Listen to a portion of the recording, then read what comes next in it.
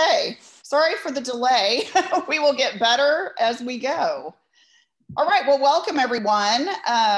Thank you, Vesta, for chatting to everybody. So as she had mentioned, we are going to talk about how sleep impacts our health and wellness and why it is so important to get a good night's rest. It's not just a luxury. So Vesta, would you like to start this time? Yes. When it comes to sleep, well, first of all, my name is Vesta Schneider. I am with Young Living, and I love to teach people to help them understand what it is that we need to do to feel better. Because often it's so confusing. Where do you start? What do you do? And we try to put a Band-Aid on a broken leg and it just doesn't work. And then we get frustrated. We're like, why is this not working? So this is what we're going to talk about today. In our previous webinar, we talked about stress. So you'll see how stress, hormones and emotions, weight gain and sleep, they all go together hand in hand. You can't really separate them. So today we're going to really concentrate on sleep. And I'm going to turn it to Lisa because you need someone to help you with your mindset. Often people start making changes in their life and then they quit because you have no one to push you forward and say, go ahead, you can do this. I support you. It's okay to fail. It's okay to fall off the wagon. Is that how I say it? On the wagon, off the wagon. I always get confused. Oh, here you go. You got it. Lisa. All right. Well, I'm going to start by just talking about how sleep actually impacts our health and wellness. So first of all, lack of sleep can increase the appetite. It actually can. Studies have shown that. And it does that because it affects the hormones that control or signal hunger and fullness. So ghrelin, I think, or ghrelin, I should know how to pronounce that, basically is released in the stomach and it signals hunger in the brain. And then cortisol, which I'm sure y'all have heard of cortisol, cortisol levels increase and that can actually cause desires for high fat, high calorie foods, which is just lovely, right? So also poor sleep can also decrease self-control and decision-making abilities. Obviously, you get fatigued, your brain's not working properly. So that can be an issue. And then a few days of poor sleep can actually cause insulin resistance. Again, studies have shown this, that is a precursor to weight gain and type 2 diabetes, which is pretty crazy. And then obviously lack of sleep decreases your motivation for any kind of activity whatsoever, because if you're really fatigued, the last thing you want to do is get out and be active. Or if you do manage to get outside and be active, your intensity level is probably dramatically reduced from what it would be if you had more energy. It can also, lack of sleep can also decrease your resting metabolic rate, which is a contributing factor also in muscle loss. So that's kind of crazy, but you can actually lose muscle mass if you consistently are sleep deprived. I don't know about you, but that's kind of crazy. And especially for women, as we tend to lose muscle mass as we age anyways, pretty crazy. Mm-hmm. And then when you exercise, especially with weight-bearing activity, your muscles break down.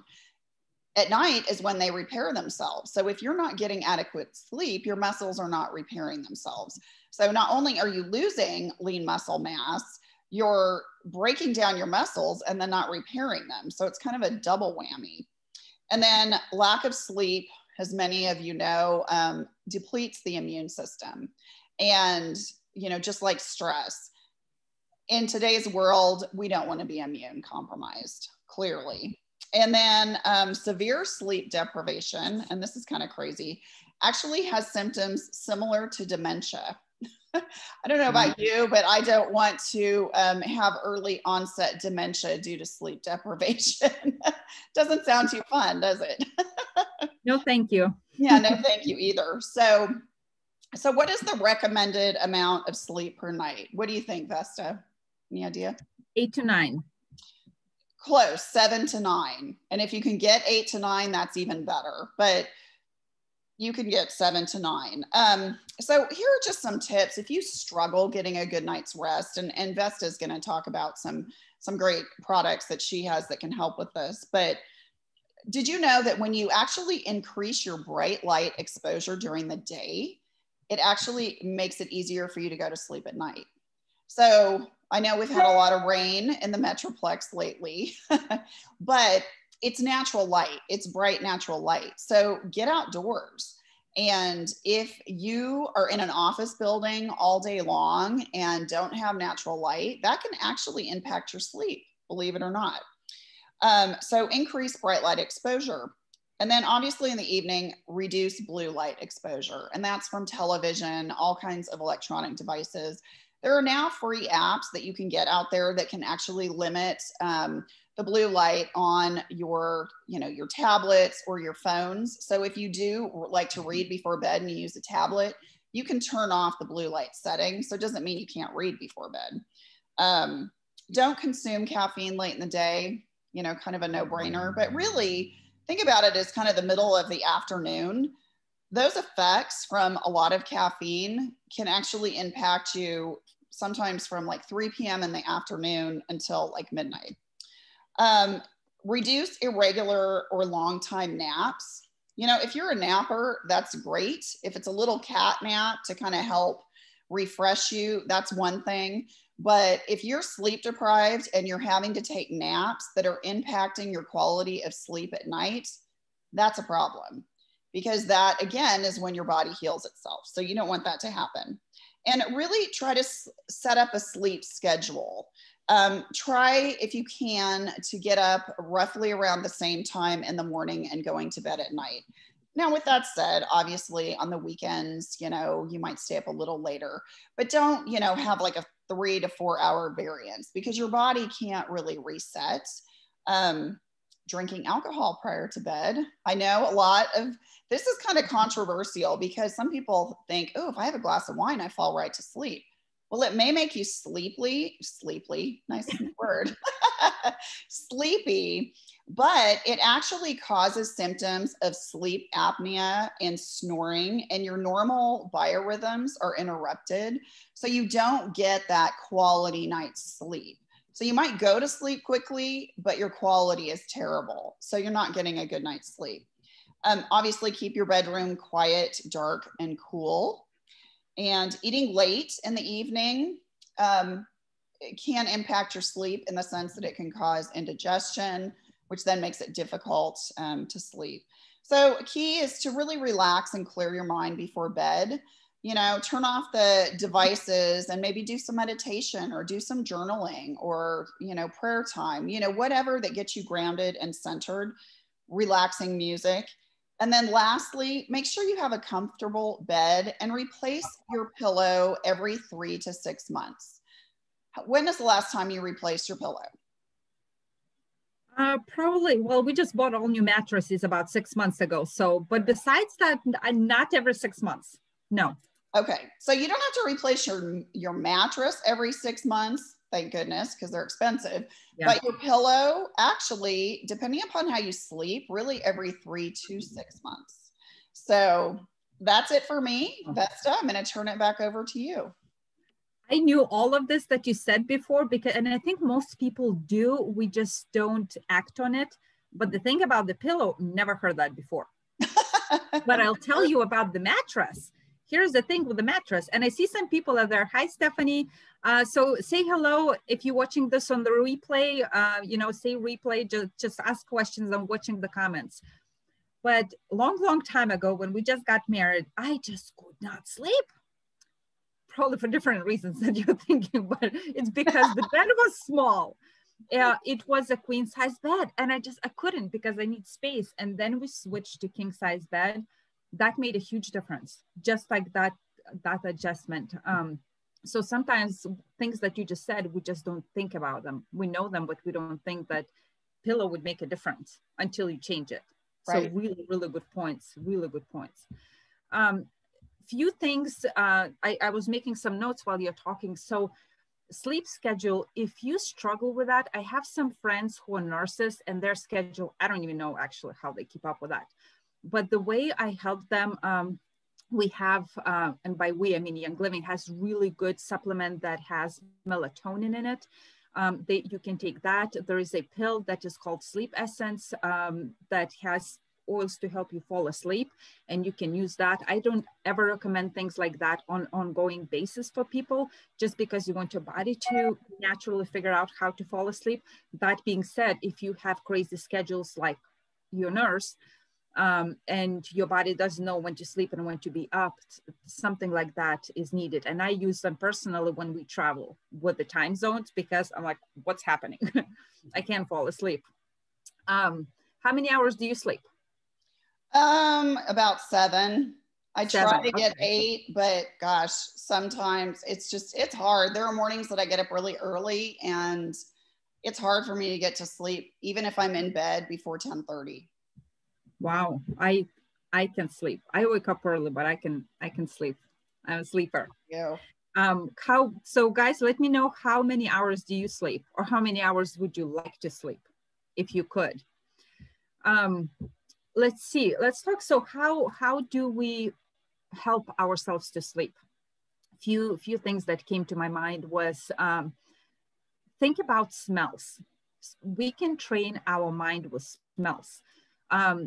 If you think about, my mom used to make apple pie all the time when I was little. When I smell apple pie, I think about my mom, and it's so cozy, and just, she's giving me a hug, and I'm eating my pie, and it's cinnamon everywhere. It's just so, it gives me that cozy feeling, because smells are attached to emotions, and we can control our actions based on that. We can train our mind.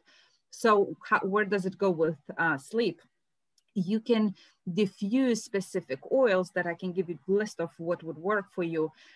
If you use the same essential oils at night, your mind would smell that oil and think, oh, I guess I need to start relaxing.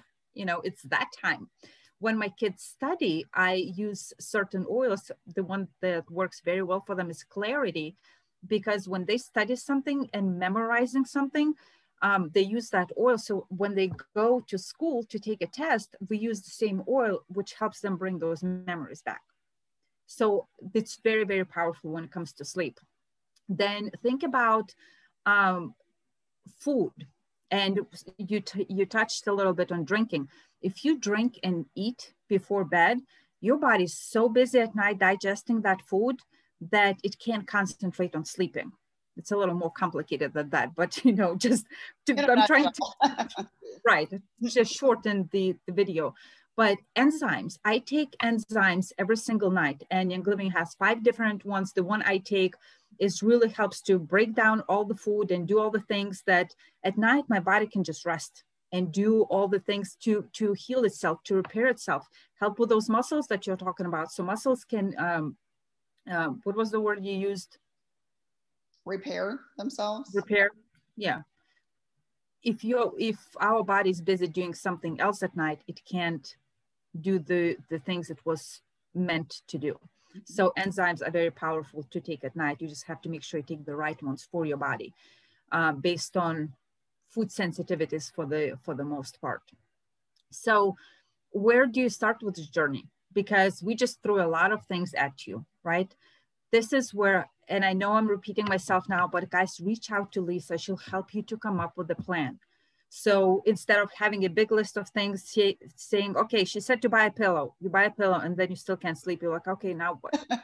It's, that's why you have Lisa say, okay, well, where do you start? And then when you start falling off the wagon, you can reach out to her again, and she'll help you to guide you through this process. So you actually start having results, and sleeping will become a norm and not this, oh my gosh, I finally slept. You want it to be, I sleep all the time. Like, I sleep well all the time. If I don't sleep well, let's just say the angry Vesta comes out. Nobody wants that. So I think I'll probably gonna end it with that. If you guys want long-lasting results for life and not just a quick fix that come and go and what Lisa calls yo-yoing, it's time to start. Start now. You'll, if you think you are too busy, I just want to tell you that you were busy 10 years ago.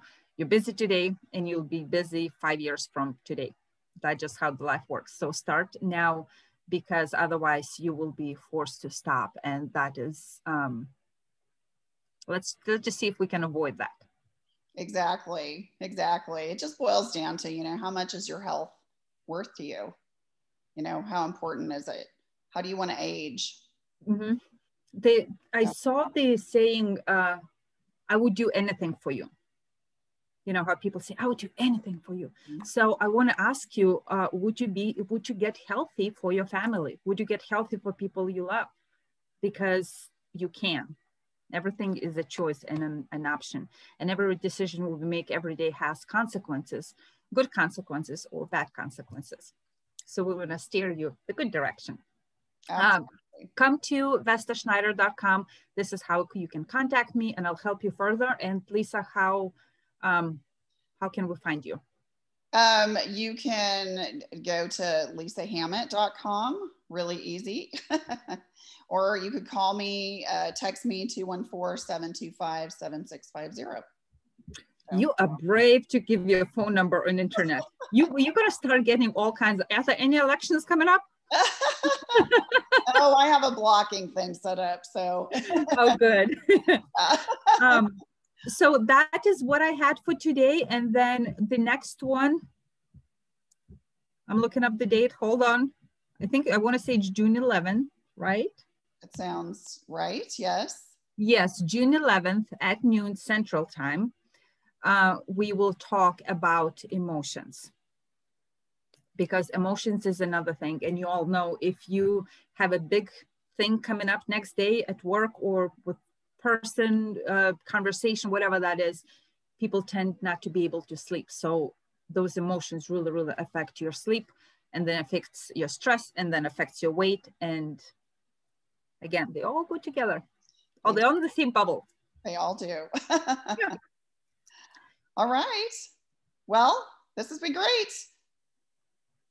See you later. See you later. All right. Have a good day. All right. Bye, guys. Bye-bye.